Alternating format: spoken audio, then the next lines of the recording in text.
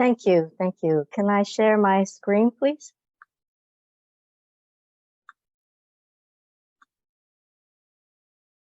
Are you able to see it? Yes. Okay. Great.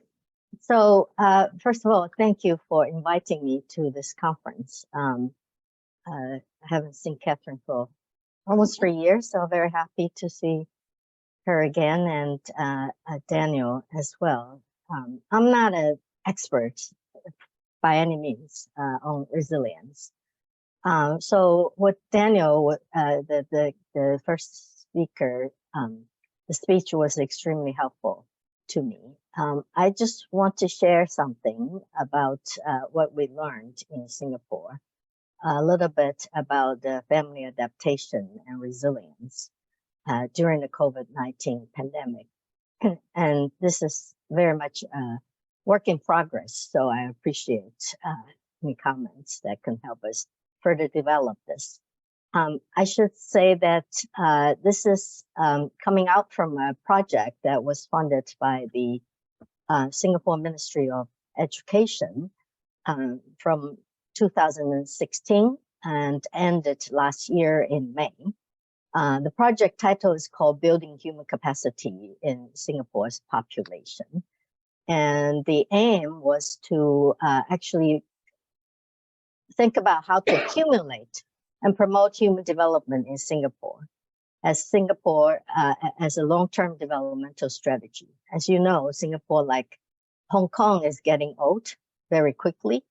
And Singapore in particular is increasingly diverse with different kind of immigrants coming in and mixed culture, multicultural culture here originally already, but now increasingly even more different ethnic groups in here. So it's very important for Singapore to know about how to build human capital and human resources.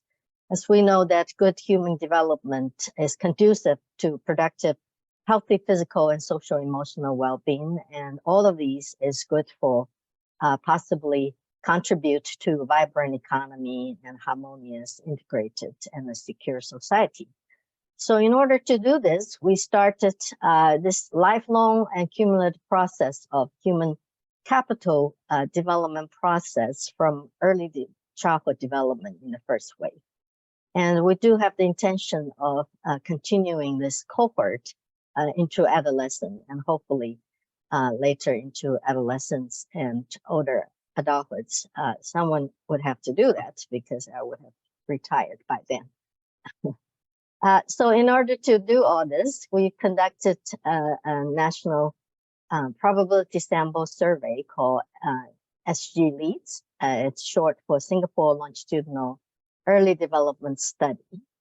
The key research question is to look at how, to just know the state of the Singapore children's development in multiple waves, but with national representative sample, and look at the different multiple contexts that kids stay in. So it's more or less basically an ecological framework that we're using.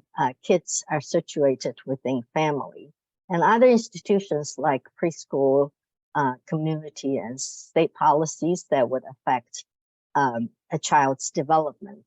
Of course, the final aim is to identify vulnerabilities and risk factors and to leave children no behind in an inclusive society. We all know about these high aims that Singapore and most of the society strive for. So we conducted 2 waves of study. Wave 1 was done when children were 0 to 6. And 2 years later, we conducted another wave of studies to when kids were about the age of 2 to 8. These families who are the SG Leads families all over the country or the island. It's a 2-wave multi-stage stratified probability sample.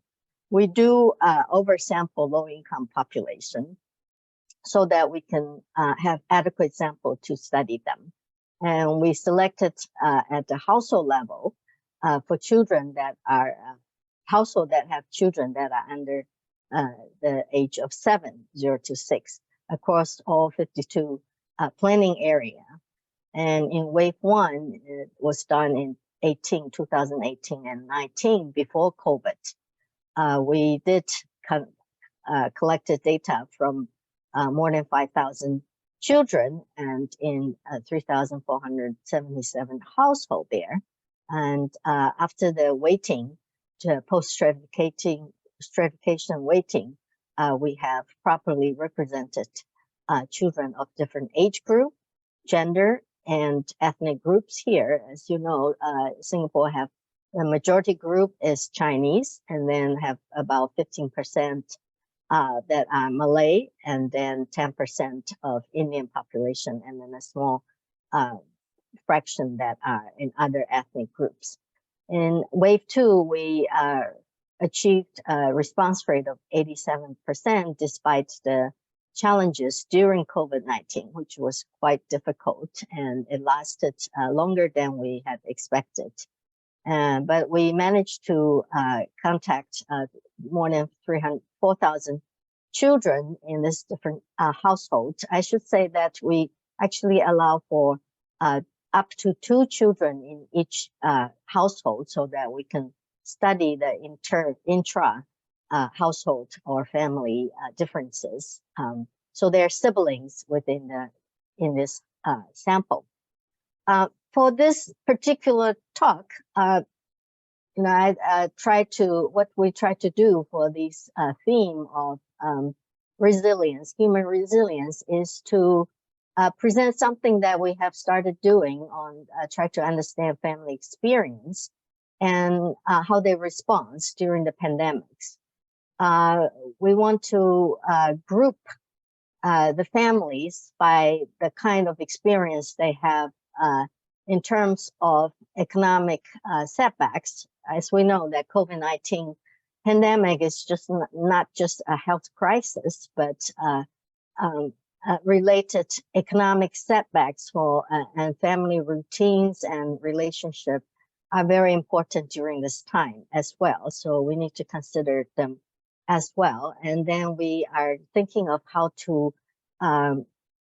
consider whether the predictors that put families in to have different experiences and different responses during this period of time. So the conceptual little bit of framework is that it's family, starting from household. Since our interview was done mostly with the primary caregiver of the household, we looked at household characteristics, a lot of different primary caregivers characteristic, including her, and mostly our mothers. 95% of them are mothers. Physical and mental health, and her psychological resources such as self-efficacy. And then at the family level, we look at the socioeconomic characteristic and financial resources, employment status, and work arrangement during this time. Many of the parents worked from home, and whether the couples, husbands and parents, cooperate, and whether the families have social support, either from grandparents, from domestic helper, and from extended family from other places outside of the household. That matters. At the community level, I think it's also important to think of neighborhood environment, how a cohesive and safe that environment is. And Professor Shue mentioned these factors as well. And at the state level, government did give out quite a bit of subsidies during this period of time. And I think these are likely to be important factors to consider as well. So we use a multi-level framework to think about how family experiences pandemic, COVID pandemic, and how they respond. The data is SG leads, and we use families that are participating in both waves. And most of the measures were in wave 2 when the pandemic actually has hit the household. And we do apply sampling weights, and analytic strategy was to use the latent class analysis with M+ to identify the number of patterns or classes of family experiences in 12 aspects of economic and family relationship. Latent class analysis is a person-centered methods. In this case, is a household-centered method in which individuals and household can be classified into mutually exclusive and exhaustive types who often share certain outward characteristics. It is classified based on patterns of answers on a set of categorical indicator variables. And then we assign these class membership that came out from the LCA and examine what are the predictors of class membership with multinomial regression analysis. And all the analysis I'm presenting is at a household level. So looking at family or household as a unit of analysis. The variables from the latent class analysis include two groups, economic impact of COVID-19 and also the impact on family relations, family lives.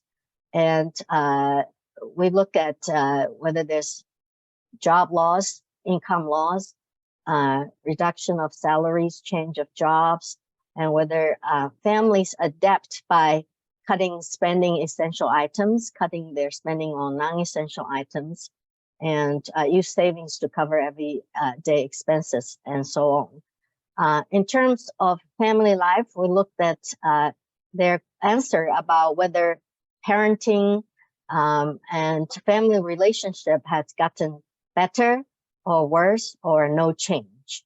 In terms of parenting behavior, family got along better, quality of communication gotten better, and the family time has gotten better or worse or no change, and family able to cope with stress.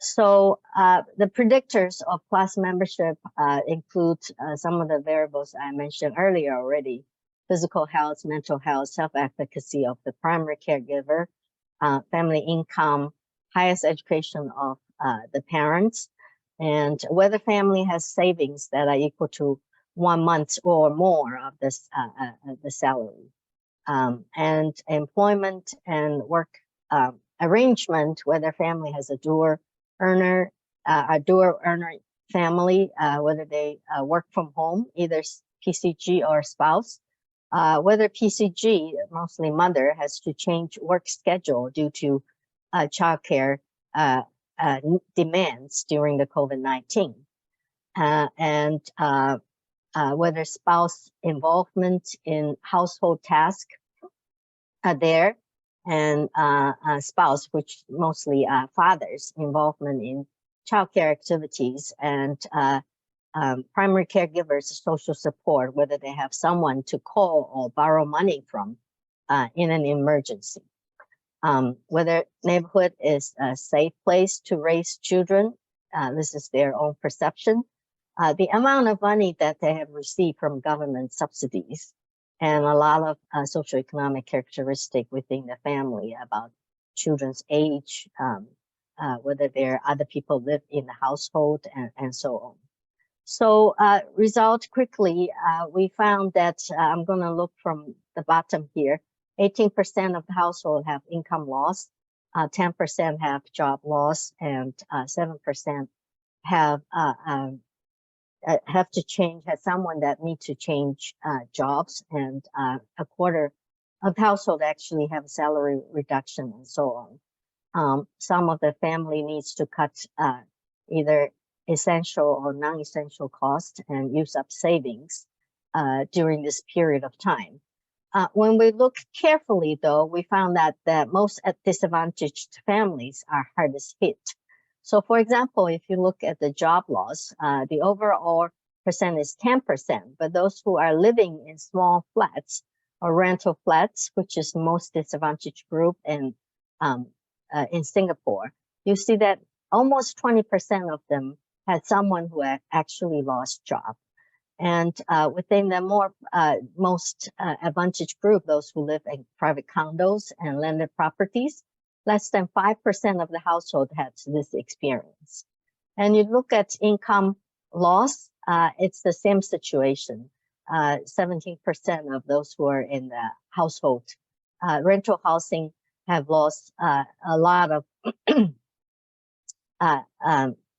salaries, and compared to much smaller percentage. And savings too is also very important. For those who are in disadvantaged group, almost 56% of them actually don't even have 1 month of savings, compared to 7.5% who are at the other spectrum that has savings. I won't talk about the learning here, but we did find out that COVID-19 also widened existing gap in children's learning that we have addressed in another paper. Another thing we found out that actually in Singapore, family ties has not worsened for a majority of families. Here's how we chart people who say things have gotten worse. That's the orange pattern, no change. And then things have gotten better in terms of parenting, family relationship, communication within family time, and the ability for family to cope with stress. A lot of them had more household had says that things had gotten better than those who had said things had gotten worse. So the latent class analysis yields 6 different groups, and we have tried different predictors as well. And these are pretty robust kind of classification. We found that 5% of households, which we call fragile families, they have high economic impact in terms of job loss and income loss, but and their family dynamics relationship had also gotten worse.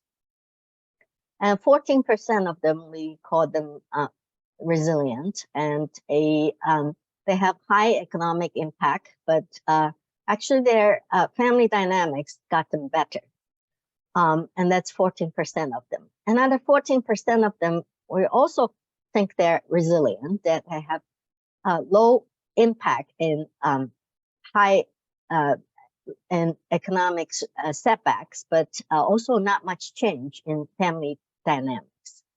And then 25% of them, almost no impact on both fronts.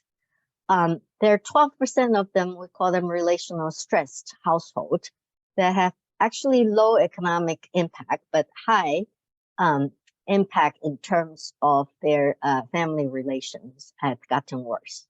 And then 30% of family we call strengthened relations, even though they don't have economic setback in terms during COVID time, their family situation actually has gotten better. So this 30%, I think it's also a resilient group, and I would like to hear your comments about that too. So basically 28% plus 30% not doing too badly, but there are 5% that are fragile, and 12%, even though they don't have economic impact, but had bad worsened family dynamics. Without getting into the statistics, I just, because of the time constraints, let me just summarize it. We've identified 6 groups, and in terms of the predictors, PCG's personal characteristics, health, mental health, and self-efficacy is significant. There are significant factors. Family financial resources, especially the wealth of whether they have savings or not. Family members' employment and work arrangement are important, and I'll say more about that. The couple cooperation and division of labor in childcare, and also whether families has getting social support and public assistance are important. So this just repeat what I just said. Wealth savings, primary caregivers, self-efficacy, supportive family relations, and government aids are important to build family resilience during the pandemics. During this pandemic, childcare demand may increase due to the closure of the daycare and schools and the home-based care learning.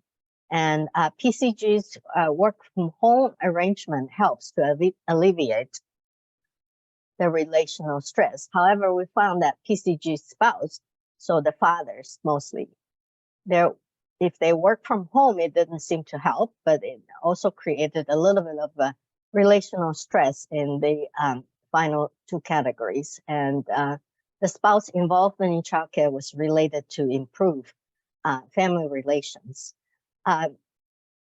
So these are the impact of these external shocks, such as COVID-19, on the family depends on really family process and family resources that were saved from before, how much income they had, education savings they had, and but how family members can cooperate and adapt to the changes in daily routine is also important. So we found that both individual and external resources should be mobilized to foster family resilience in the face of adversities. Flexible work hours is important. Spouses' support on childcare is important, and some guide of homeschooling from school, emotional support from others. These are all important factors that we have identified that can reduce either individual subjective stress, in this case it's the primary caregivers, subjective stress and anxiety, and which will in turn affect individual and families' resilience. So yeah, sorry if I go a little bit longer than I should, but this is what we have learned so far from the Singapore Longitudinal Developmental Study SG Leads, and there's a code there that you can scan to look at our other reports and so on. So let me stop there. Thank you very much for your attention. Should I stop share?